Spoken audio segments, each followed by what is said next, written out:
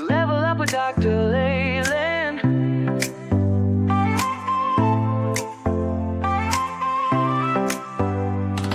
Step into the future, the world is waiting now. Dreams are in the making, we'll show you how. From the books to the screen, from the stage to the stars. Level up your game, let's raise the bar. Innovation, inspiration, it's in our DNA.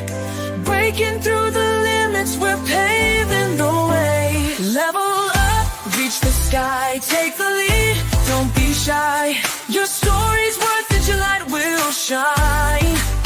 At Level Up Academy, it's your time.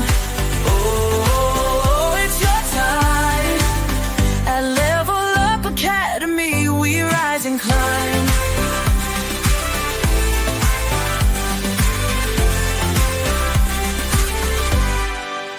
Empowered in your passion, your voice will be heard.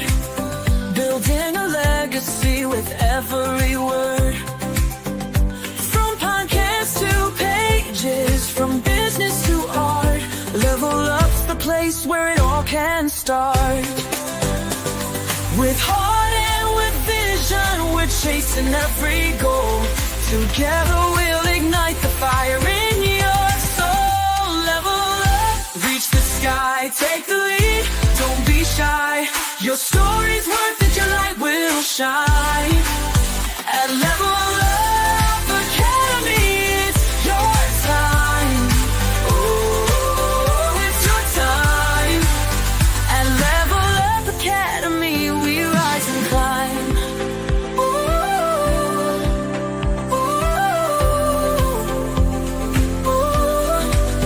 Oh, we're trailblazing, breaking through the mold. Dreams are alive, let your story unfold. With courage and pride, we'll take the fight. At Level Up, we own the night. Level up, reach the sky, take the lead, don't be shy. Your story's worth it, your light will shine. At Level Up Academy, it's your time. Oh, it's your time. At Level Up Academy, we rise and climb. So let's level up and never look back. On the road to greatness, we're on the right track. Together we'll soar, together we'll thrive. At Level Up Academy, we're alive.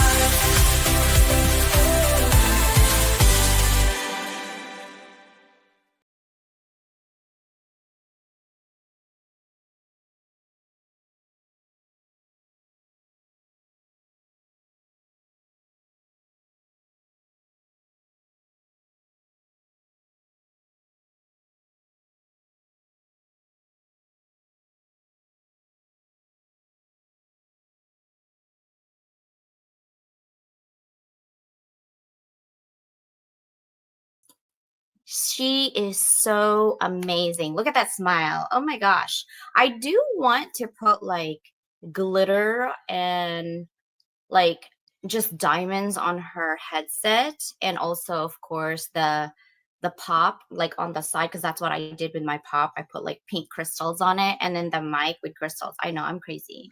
But I am so excited that Tracy-Ann is here. We've met at the HOB when I co-hosted with Mike. Mike has really cool, awesome people. We exchange our people because sometimes, you know, when you really have that connection with someone because they said something that really resonated with you. That's how I met my bestie, Susanna, right? My sister. We were in the show, I was in the show, and she was listening to what I said, and then we just clicked. And that's how I feel about Tracy-Ann. I feel like her heart's definitely soul-hearted, not just heart-centered. So I'm so happy and excited to have her in our network and really kind of get to know who she is, right? So welcome everybody. Happy Wednesday. Ooh. I know I was really like bopping my it took me like 11 reiterations to write the words on that song for Level Up. And yeah, that is where we're at. I'm not sure what's happening with the internet because it looks like I'm frozen. So we'll go ahead and bring in some information here. So hold on one second, guys. Hold on one second. I'm not sure what is happening with the internet. Um, hmm. Looks like StreamYard is doing some weird stuff. Hold on one second.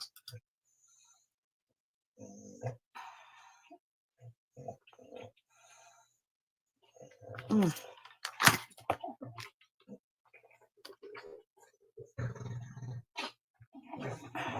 Exec.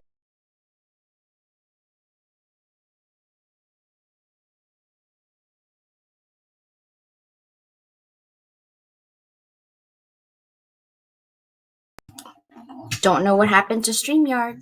We have almost 100 people here waiting. I'm like, I have no idea what happened to StreamYard. We just go with the flow. We can't help those. Like I don't even worry about them at all anymore. As far as what we have our scattered pages. It's coming up, Chronicles of Scattered Pages, stories from everywhere. So this one is actually the first anthology we're doing that we don't have any theme. Pretty much you can share your story at 2,000 words and you will be a published author with us or co-author with us literally in March, right? I have magazine coming out in March. I have my anthology coming up in March. My other anthology for academic publishing should be done in May. We're going to have presentation on April. There's a lot going on, right? And really, okay, this is the academic publishing that I did in my German. I have a German publisher and one book. If you write one book with me for academic publishing, remember you have a minimum of master's degree is the requirement because we have to do research and present it. Literally got into 6 different languages: German, French, Spanish, Italian, and Portuguese. You can actually find it on Amazon. I was a dean at the university, so I had about 10 PhDs on this book. And you write one book and you get 6 books, and it goes to 61 different countries and about almost 120 universities, including China and Japan. And when I say including China and Japan, you're like, what's so special about it? These 2 countries do not allow any textbooks at all in their university unless they vet it, right? So it's very rigorous to get into China and Japan when it comes to their library. And automatically we have it because they have a relationship with them and they give me the requirement of what are some of the things we need to put into the academic publishing. So 1 manuscripts, 6 books published all at once. If you are an academician, this is something that you actually need. You need to keep up with academics and research. There's 2 scan me QR codes. One is to payment. One is actually I created a Canva presentation for you so you can see the details of what it entails to do it. And this one will close actually by mid-February, and that's it. I was gonna do it by myself, honestly. And I'm like, CJ, you can't gatekeep. Come on now. So I'm probably gonna have my sister Susanna with me on this one, and Miguel is definitely the anthropologist, is definitely going to join us on this reiteration. This is gonna be our book cover. Bridging Worlds, Exploring Innovation, Wellness, Society Across Disciplines. Because we want to be more about the world, and really research is supposed to help mankind move the needle, right? There's 8 billion people. We're going to move mankind with our research and provide it to the public. So this is kind of amazing. I'm so excited. Anywho, in terms of that, those are the only thing that I wanted to talk about right now. I just want to talk about this lady. Are you guys ready? Are you guys ready? Wait, we have to have music. She's a singer. Like, I'm actually embarrassed that I'm pushing on my music today. But guess what? I'm gonna bring it in. Hey! Level up, it's time to rise, unlock your potential, reach for the skies, transform pain to purpose, find clarity and stride. With Dr. Leyland leading, we stand side by side. Collaboration fuels us, together we thrive at Level Up Academy. Your dreams come alive. How are you doing?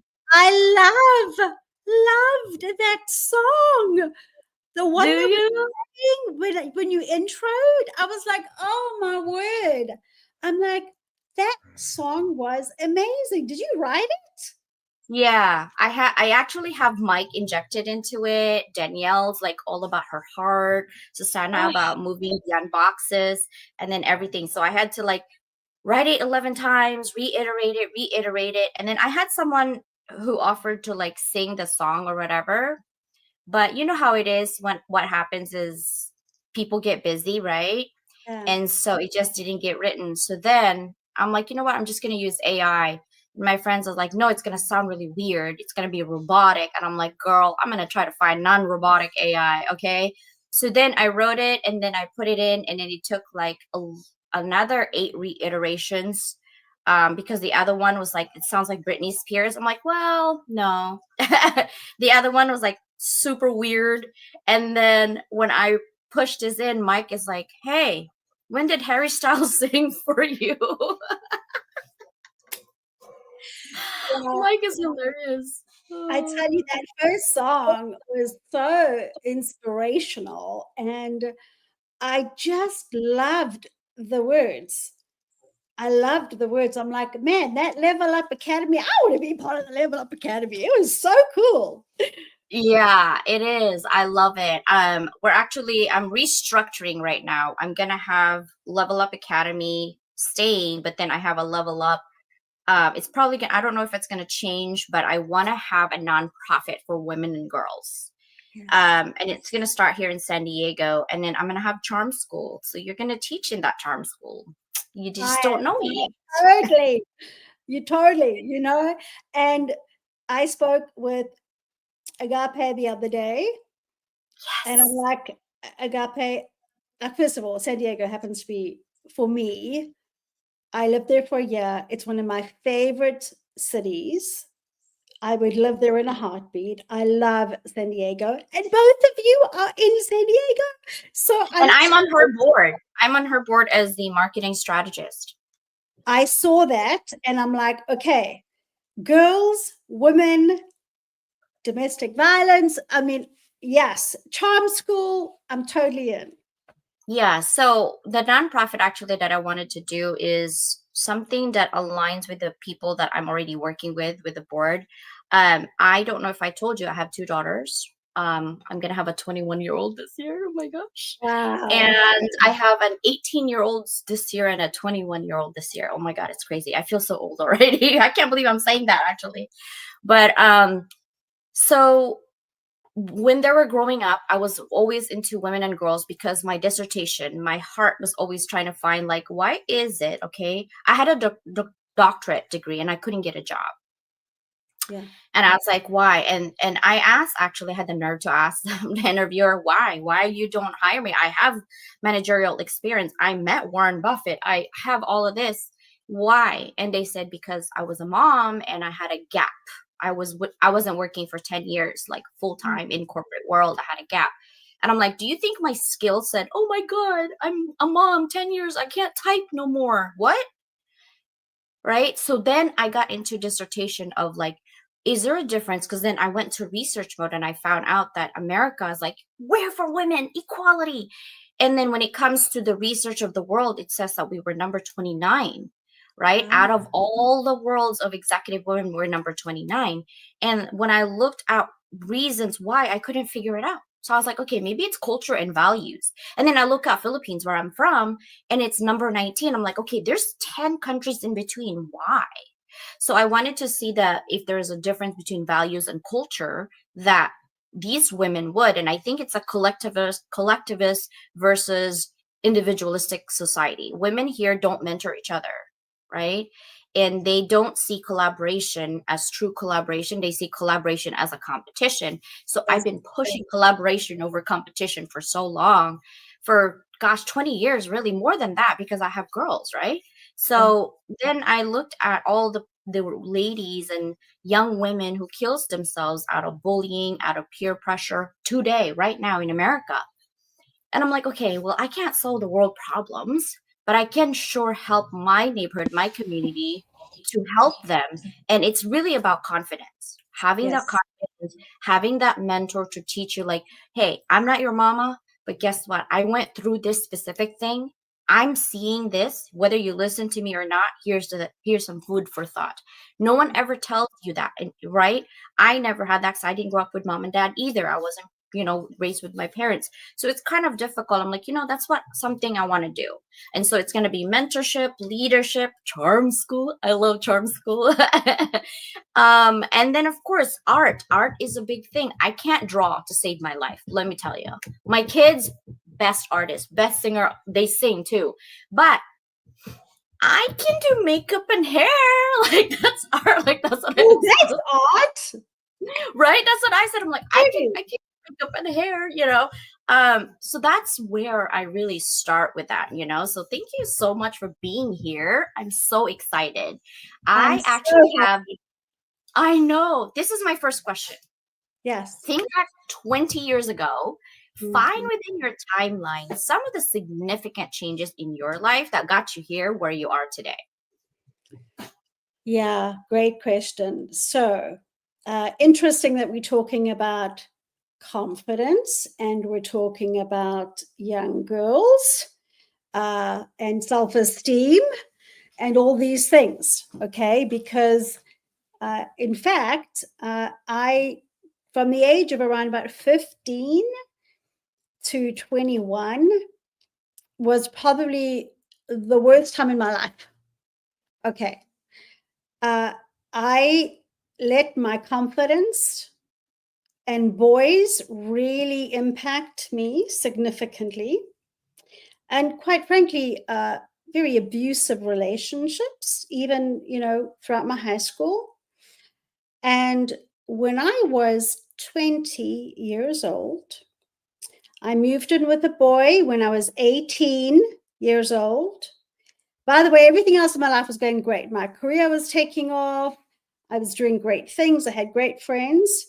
And then I would go home to this, quite frankly, secret nightmare, So from the age of 18 to 20, I was in a domestic violence situation. Every 3 months, like clockwork, I would be, in a situation where I was having to fight for my life. Well, at the age of 20, I nearly died. And I know I can tell you this today. If people had not come in and been kind enough to give me the courage to step out of this relationship, I probably would be buried in a backyard somewhere. I have no doubt. But I will tell you, one fateful night, the thoughts that go through your head, TJ, are crazy. Let me tell you, because you're like, I don't know, do I try to jump through the window? How do I get out? What do I do? I'm getting victimized. I'm getting strangled. I mean, I'm being a little graphic here, but I'm 20 years old. I haven't even hit my 21st birthday. You said your daughter's about to become 21. So I had two very dear friends. The next day I went there. They didn't recognize me. Even though I had been there the night before this had all transpired. And they gave me the courage to get out. In fact, they came over and they helped me get out. And it's because of that I'm here today. So there's a couple of things I'll share with you. First of all, it's such a pivotal time in our lives as young women. And whatever we can do to help those young women around us realize their value, who they are, what they stand for, and to never, ever lower our standards and our principles, and to believe in ourselves. I'm on that journey with you. That's number one. Number two, I want to help people realize if they're ever in a situation, it doesn't matter if it's domestic violence or it's any kind of abuse, let's help them get out of it, because no one deserves that. As I've been studying this, because it's a psychological manipulation, it's a psychological scars that really you carry forward throughout your life. It's not the physical, right?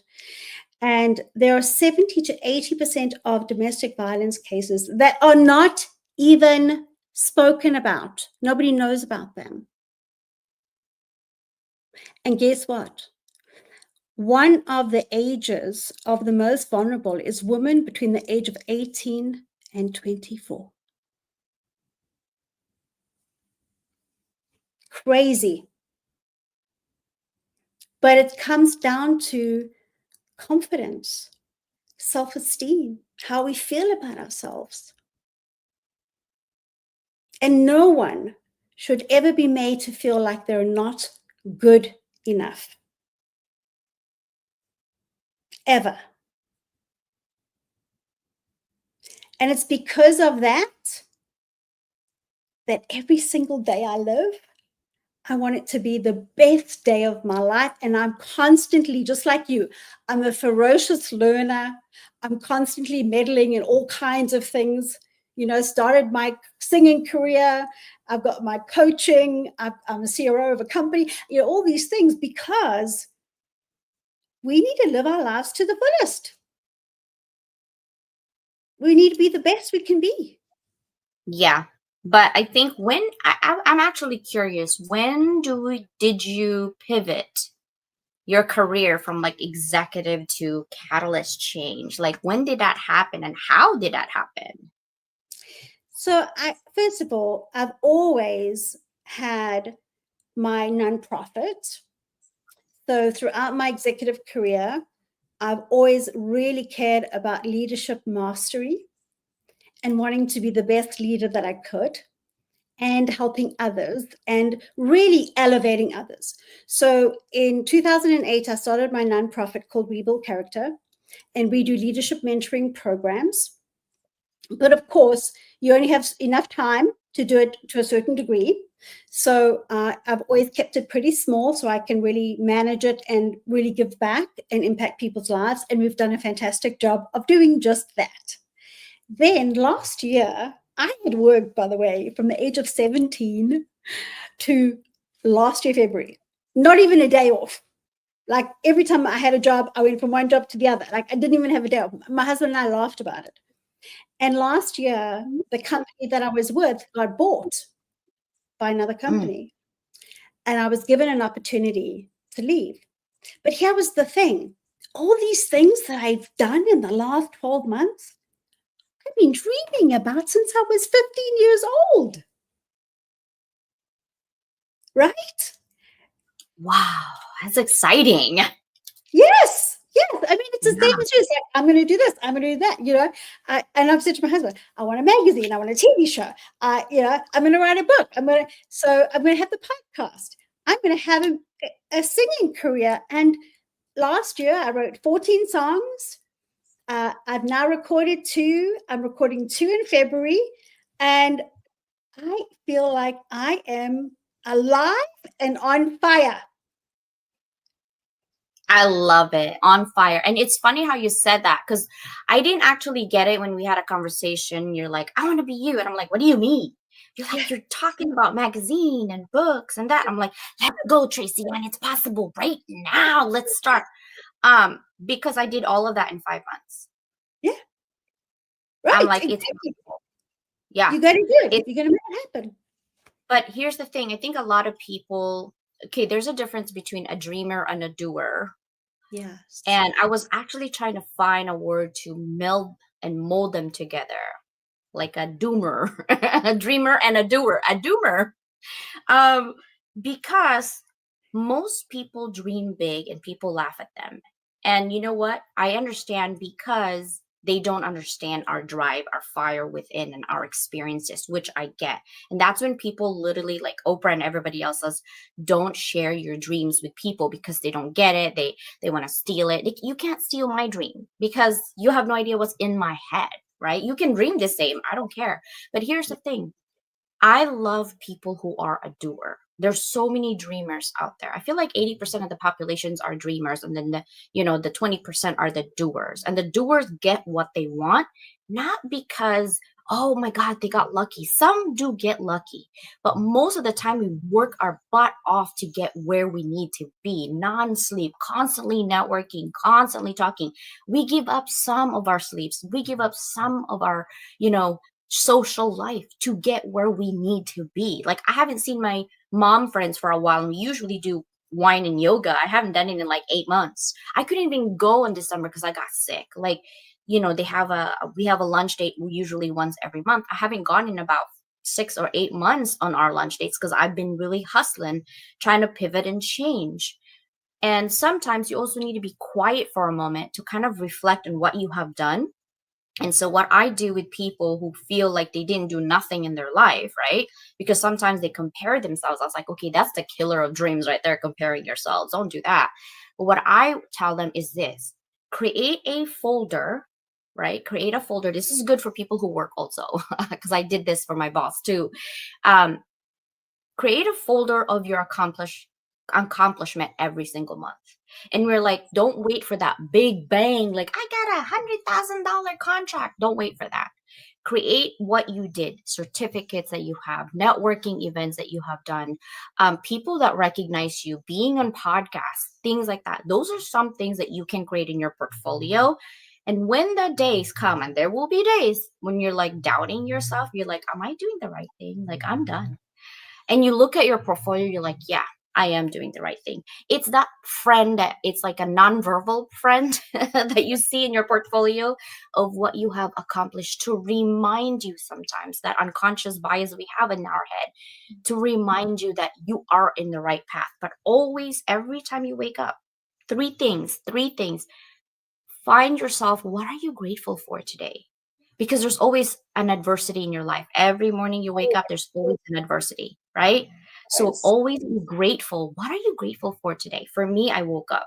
That was the first thing I'm grateful for, because my grandmother died sleeping, right? Yeah. So I woke Yeah. up. That I'm grateful for. The second thing is the people like Tracy-Ann I get to talk to, for you guys to get to know her. I actually wanting to also ask you this question. Thank you for being here again. What kind of impact do you hope to make through your music and work as a change catalyst? Oh, wow, that's such a big question. And I love the fact that you just asked this. So, first of all, what's really important for everyone to know is when you hear my songs, I want you to know that you have a very deep connection into my soul and my heart, because everything that I write, I feel in some way or the other. I've got a song coming out called Get Out of My Head. Well, it's exactly what you're just talking about, right?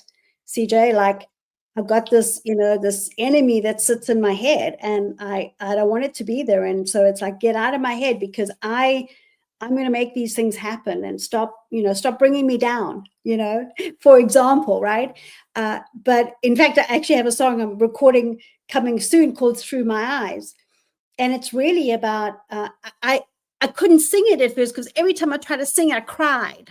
I cried and I cried and I cried because it was so emotional for me, because it's really about the fact that I have so much love to give, but the world is hard and it's harsh sometimes, right? And I know everybody feels that. So my real, to your question, I want people, number one, to realize their dreams. That's number one. Just like you're talking about, don't dream it, do it. Okay.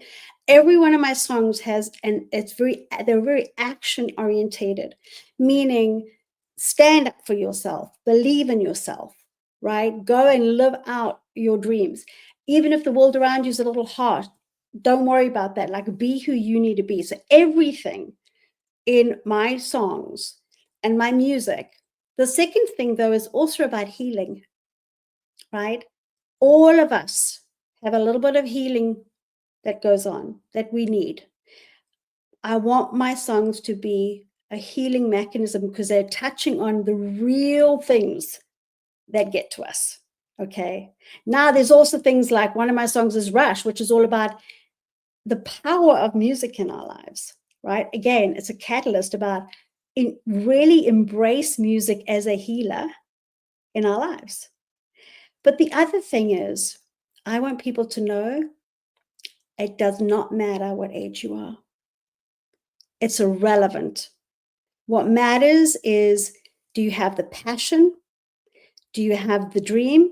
And are you willing to make it happen? That's what I want people to take away. So as catalysts, all of us, I see Kevin Smith, up here, you, CJ, we are doing it. That's what I want. I want people to do it, make it happen. Here's the thing, like I've always volunteer. In fact, I volunteered so much in high school that I got the key to my city. I volunteered 1,000 hours as a high schooler. I came into the United States. I didn't know how to speak English. Took me 3 months to get the language going. Like, and then after that, I said, I want to do public speaking contests. And my dad's like, you're crazy. No one will understand you. I'm like, Dad, I got this. And my dad's like, no. He had anxiety, so he had to take anxiety pills when I did my public speaking. And he's like, what are you doing? And I was like, Dad, the worst thing these people could say is I wasn't good enough in their eyes. Then I try again. What's the point? I left all my friends and all my family and all my cousins to be in this country, and you don't want me to try? And Dad's like, ugh, fine. So I tried and I won. I have proof too, because at that time they have pictures and they have magazines that for my local school. So I cut it and I said, I'm going to cut this as a collage, because I used to do collages even when I was little, to show to my kids that it's no excuse. No excuse. I came in here, can't speak English, and I did in 3 months public speaking, and I won. You have no excuse if you're born in this country right now. And sure enough, my kid's like, Mom, I can't do that. I'm like, why? Why can't you do it? Why? And their dad just rolls their head, and you're like, oh no, here's your mom's speech coming right up. I can just hear it, like, because it's I think people, you need to actually, there's stages, like Maslow's hierarchy, there's stages of life, right? First is just all of those physiological, then you need your safety, then you need your belonging, then you need your love, and then self-actualization. I think that's where we're at. We're at the 5 stages, and the 5th final stage of our lives is self-actualization, saying what can we do to help others. Yes. And when we create a business, a lot of people think that it's about them. It's actually not about them. They are the catalyst for that change. And that's why I love about you, changing from all what you're doing and putting it all together. It's like, you know what? These are all transferable skills that I can use. Why couldn't I use to help other people? Right? Now, yeah, go ahead. No, CJ, I was just going to say, you're right. And it's about being so comfortable in your own skin that all you want to do with your life now, which is for me, is I want to have a legacy of giving back to others and helping others because of our experiences. You've been through your experiences, right? We're now speaking from our scars, not from our wounds, right? We are truly able to give back to others and really help them elevate their life, elevate their career, make them believe in themselves, do the things that they thought were never, ever possible. And it's because we've reached that point, to your point, of self-actualization. That's where we're at. Yeah, we are in self-actualization. And it's funny that you said that, like the brain most vulnerable is 18 to 24. But I want to capture kids like from 10, because I've seen 9-year-old kill other 9-year-olds. It's crazy. I've seen 13-year-olds to 16-year-olds kill each other. I think it's funny. Locking somebody in the locker room to become their friends. Why is that funny? Ugh. Right? Bullying someone, inviting someone to a sleepover just to beat them up. Why is that funny? Right? My kids, it's so funny. My husband said something, and my daughter says, okay, boomer. And my husband got so offended. They're like, excuse me, do you know your generation? I am not a boomer. Okay. And my daughter started laughing, and she's like, Dad, it's just a saying. It's funny. And my husband's like, you people think everything is funny. It's not. Right. And so we had to school her, like, yes, it's probably like a word thing that you guys created at school. But when you're in adult conversation, you can't think everything is funny. Totally. And I think we're living in this culture that we need to acculturate ourselves to fill that gap. There's a big gap between what is real on the kids' eyes and what isn't. And then we want them to change, but we're not willing to help them change and see, because everything they see is just social media.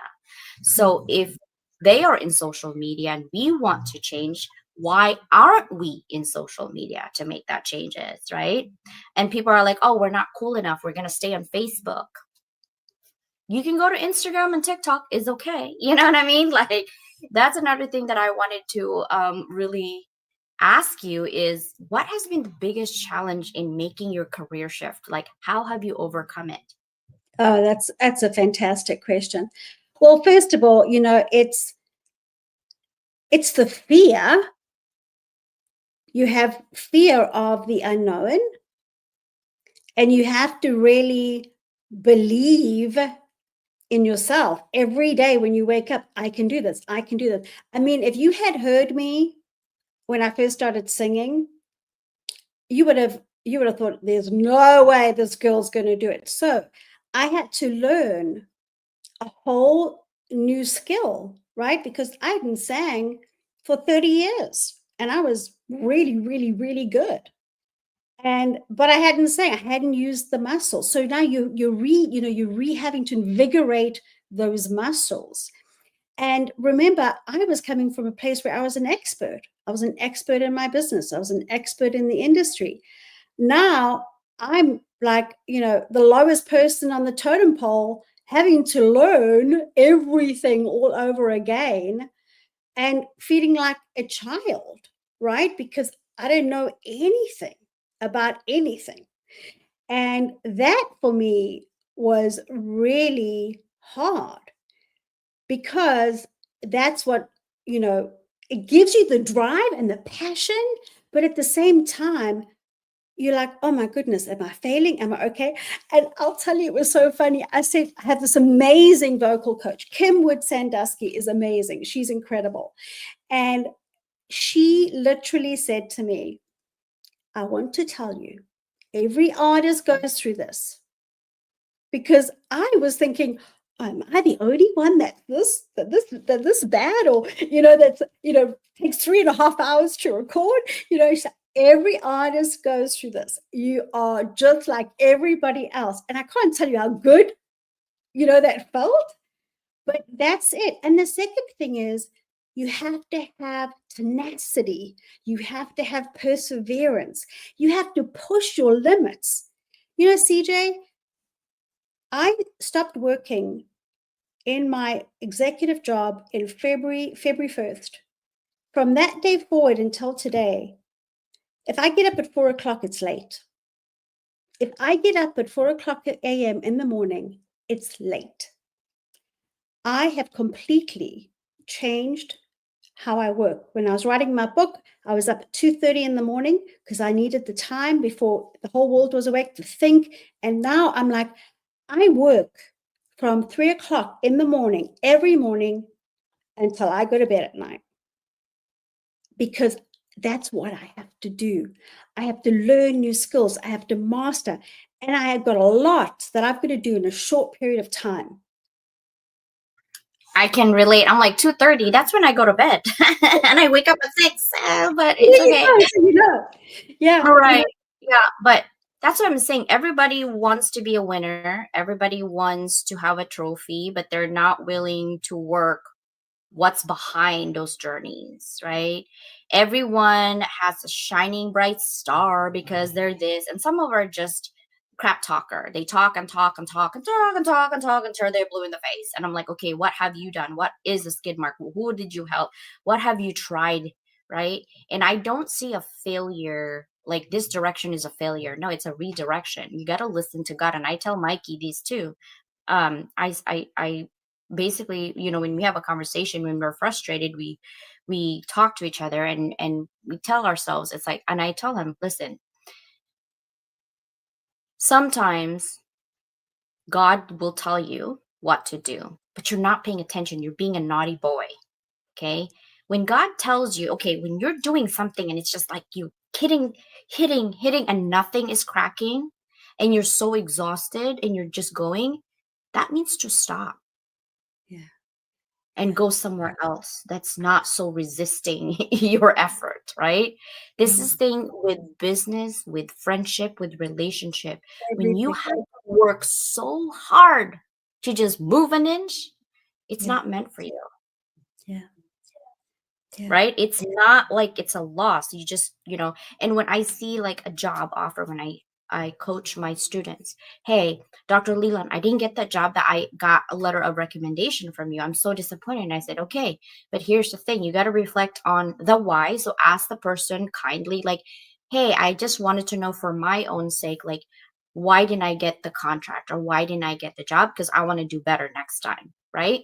And sometimes, but you, by asking that, actually is stuck in their head, like, oh, this is a good person who's willing to listen and try, right? Yeah. That the next job opening could be yours. But Mm. most importantly is that no just means next opportunity. No doesn't mean stop. No means next opportunity. Move on, That's right? it. Yes, that's it. And never give up. Never Mm-mm. give up. If it didn't Nope. happen, it's because it wasn't meant to be. You were meant to get Mm-mm. the job. Wasn't the right job. Mhm. But learn My from it. next, yes, yes. Learning from it is, sometimes people don't learn though. So I'm just saying. What advice would you give someone who wants to make a bold career shift, but literally struggles with self-doubt? Yeah, so I actually have a book on this. I wrote a song called Ignite the Warrior, and I have an actual ebook out on Ignite the Warrior Within. And what I've done in that book is really walk you through those exercises. First of all, where is the self-doubt coming from? Let's really address the issues, right? Why are you having self-doubt? Very, very critical is get prepared. If you want to make a bold career move, the thing that gets rid of self-doubt is preparation, right? Learn more about that industry. Learn more about the organizations that are potentially in that ecosystem, just like we're doing, right? We're networking with all people who are like-minded, who are like us. They're giving us the support, they're giving us the infrastructure to help ourselves. Find your people, find your people, and find the things that you're going to need to be really skilled at. Get teachers, right? Like I did. Go get a really good teacher. I was introduced to her through another artist, Kelly Rose, who's a wonderful artist, right? Go and find people who can help you, connect you with the right people. You will start to see that self-doubt disseminate, because what's happening is you're learning, you're educating yourself, but you're also getting a support system around you. We do not get to our bold moves on our own. We don't do this alone, right? Our entire lives, if you look back, there's always somebody there, your best friend, your partner, your husband, doesn't matter who it is, they are always there helping you along the way. I could not do anything with my fabulous husband, Rob, right? He's my rock, right? But I have now built people like you, CJ, Agape, Mike, Kevin. I mean, I can go on and on. Like, you build your support system around you. So when you have Yes. those moments of doubt, you're able to go, hey, CJ, I'm in my head today. I'm having a bad day. Like, help me through this, right? We Yeah. all need that. Yeah. If you call me though, I don't sugarcoat things. I literally am like, okay, you're out of line. I'm just saying. Like, because I feel like when I also don't, I watch and careful with my words, but I'm very straight to the point. Yeah. There are people when they say, and I see people when they're like, I don't sugarcoat, but they insult you and put salt in your wound. I'm like, you're not helping. Okay. No. Like, seriously, stop.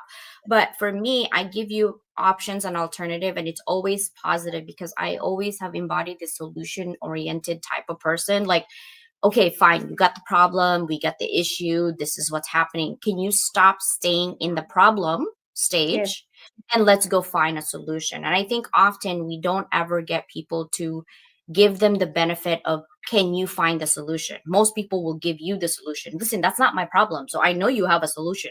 So let's go through your solution list, see if that's working. And then I'm like, okay, why is this? And people are like, CJ, you look so young. How could you possibly think about that? I'm like, girl, what you don't understand is literally, I've been teaching for 14 years, right? As a professor, I do certificate all the way to doctoral programs. The people that I've met, because I teach teachers from MIT and Harvard, these are amazing, smart people, smarter than me that I hang out with, okay, so I can learn, is that what I've learned is to think for a moment, but I've exposed myself to so many theories. I read fast and I grade fast. I probably do thousands and thousands in 1 week of grading because that's what I do. But I have an R&D team. What does that mean? I make sure that my students' final project not only helps them, but helps me think more.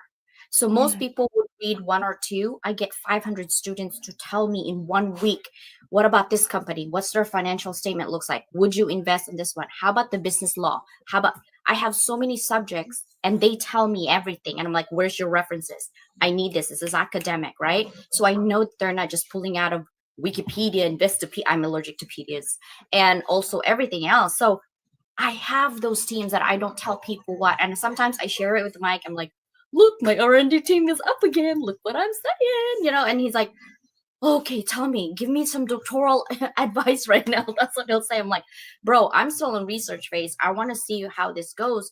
But and truly in my core is to help others, but I can't help people who don't want to help themselves. It just doesn't work.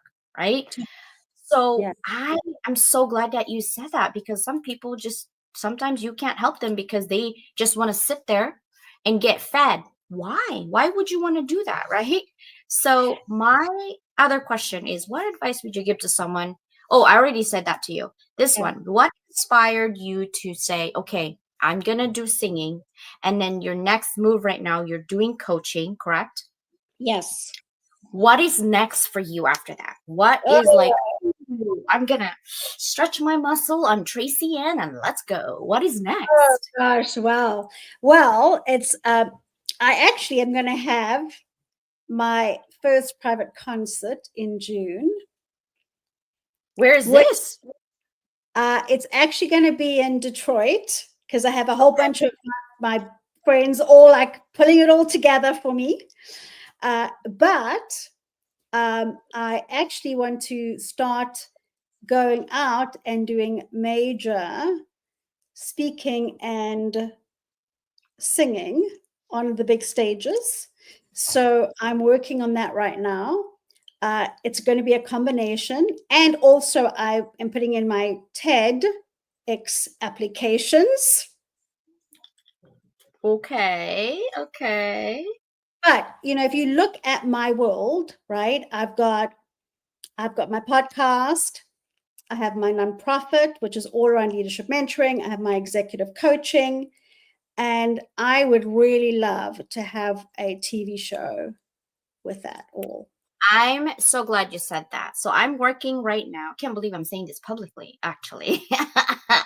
No one's here, right? It's only 600 people. It's okay.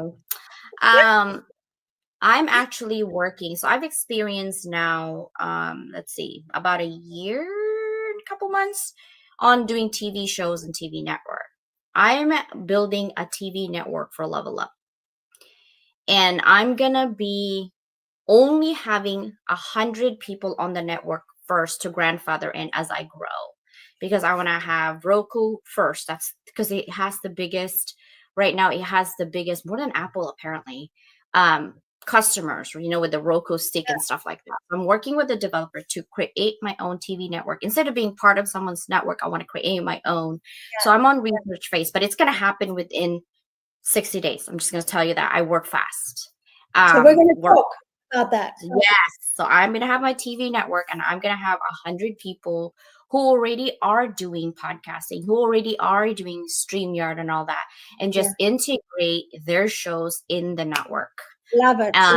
And the first 100 that joins me is going to grandfather in their show, so that as we grow to Apple, I like a foundation that's strong. I'm in the conservative side when it comes to leveling up, because when you run and you don't crawl, you don't know the in between journey. And I don't like failing. That's not something that I like to do. So what I do is I redirect myself if I feel like it's gonna dip.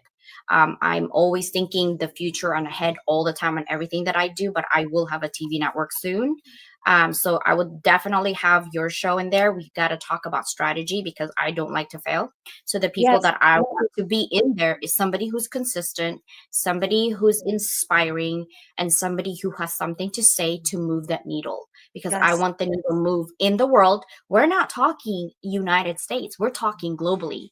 I already Yes. have 135 countries and 6 continents. I need that penguin that's Alaska continent. I need to listen to my podcast. Oh my God. I can't get Antarctica. Nobody listens in Antarctica. What is happening? But I have all the continents except for Antarctica. So you and I are going to go to Antarctica. We're going to turn on my podcast and then come back to United States just like it's a Totally. We got to go find people in Antarctica. That's what we're going to go do. It's all scientists. They're not even allowed. So I'm like, okay, I need to go to Antarctica to really listen and then just come back. That would be so awesome. But it would be so bad because I'll be geared up. I hate cold, right? I'd be like, okay, Tracy-Ann, you're like, why do you have 15 luggages, CJ? This is Penguin City. Like, what do you need all I do not like the cold. Me too. I was like, I'm an island girl. What are you talking about? Totally. But So is it. I'm so glad you said that because I will have a TV network and all the details is going to come out soon. I'm only having 100 people who's going to be there because I want people who show up and I want people who truly cares about the community, Yes. right? And a global community, not just within our community. So I can't wait. So this is my last. And let's make people's dreams come true. That's what we're going to do. We're going to make people's dreams come true.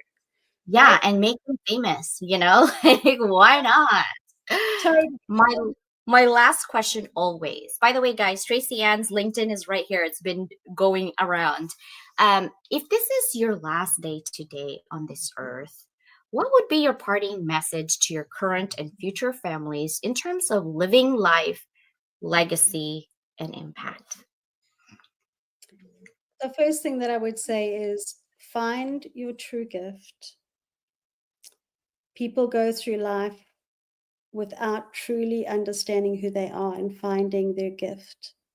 But when they do, they get to live a life of purpose and happiness. And what I would say to all of you, if this was my last day on earth, find your gift and spend the rest of your life giving it away.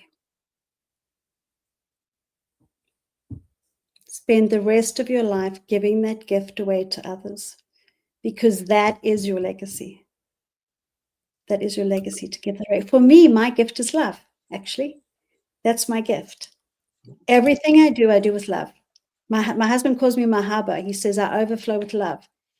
And the moment I realized that, I then figured out where I fit and where I don't. I don't like to be around toxic people. I don't like to be around people that don't care about other people. I don't like to be around people who don't want to help other people, who don't want to support other people. I don't want to be around those people. I want to be around people who are intentional, want to have impact, and want to give back to others. So go figure out your gift and go and give it away to other people. You will live a beautiful, happy life if you do that. For me, I think giving without expectations. Yes. We have expectations. We always, and I mean always, I don't mean like, CJ, that's a strong word. It is. We always get disappointed because we have expectations. And the other part is communication. I'm so big at communication, right? Not journalism, guys. I'm big in that too. But communication is more about not just learning your boundaries, but I've been married almost 22 years and I still miscommunicate with my husband. It's not just a cultural difference or because he's Caucasian, he's Italian, French, and whatever else.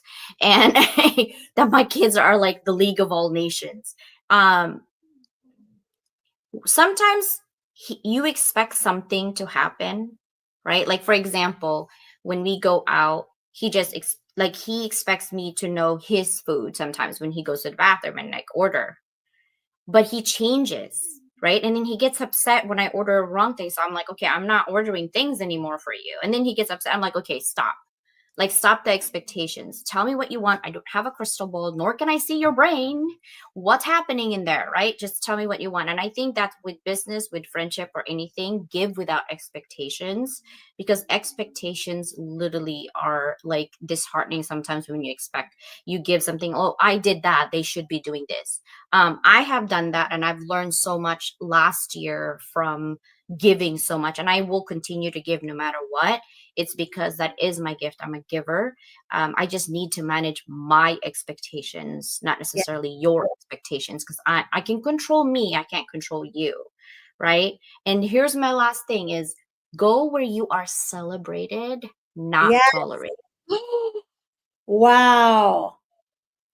Girl after my own heart. Love that. Yeah. Right. Go where you're celebrated, not tolerated, because we tolerate people because we need them. Why? We need somebody else. Bye. You know what I mean? Like, yeah. Yes. Yes. Good, good Tracy-Ann's school. amazing inspirational speaker. Yes, Kevin. I can see Kevin is our cheerleader. Go, Kevin. Go, Kevin. My I'm so sister's happy. here. Yeah. I know. I don't think you've met Susana yet. She is Oh, my I best haven't. friend, my partner in crime. Can't wait to see it all unfold. Good things happen. Yes, yes, Yeah. because we want to surround people with our own kind of people with the good heart to give, because then you don't have to worry about your back being stabbed, you know? Right. That's exactly Because right. they're too busy working for something. Yeah. You with your people. You with the right people. That's it. Yes, With yes. the right people. Love is the answer to every question. It Michelle, I is. love Michelle. Oh, Michelle's been on my show too. yeah. It is love and care, and also empathy. Yes. Empathy is the thing for me, because sometimes we can't sympathize with people because you don't know their journey. You might have a similarity, but it's not the same, right? Yeah. And I have to watch when I say, "Oh my God, I feel the same way." I'm like, CJ, stop saying that. Stop saying that. You don't really know what they're feeling. So then I have to change my words. I'm like, okay, I can understand and see that, but what do you mean by that, right? It's really the choice of words that makes a big difference if the person is going to see you as authentic or genuine, or somebody who's just like, yeah, yeah, yeah, I'm asking you a question, but I really don't care about how you're feeling. You know what I mean? Yeah. Yesterday I had a Zoom. Somebody told me, I said, "How are you?" And he's like, "Dr. Layton, do you really want to know how I am? Or it's just like a question?" I'm like, "No, I really know how you are. How are you feeling? Because you Yeah. don't look like you're ready for this conversation." And he's like, "Yeah, I'm feeling a bit off." And I'm like, "Okay, let's talk about that." Let's talk about the off thing, because the conversation will not be genuine if you're already thinking about something Yeah. off, right?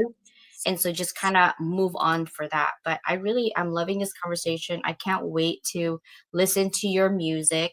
Um, Here's LinkedIn for Tracy-Ann, and she's going to do big things. And soon we're going to see her on TV, right? Yes, we are. And guess what, CJ? What? We're going to do a lot more together. Yes, Charm School, Yes. TV. And Yes. if you can't get into TED Talk, guess what? We're going to create our own TED Talk here in San That's Diego right. for you, Exactly. right? If That's right. opportunity is not for you, you got to create it. That's all. That's it. That's all you got to do. That's right. That's Make it right. happen.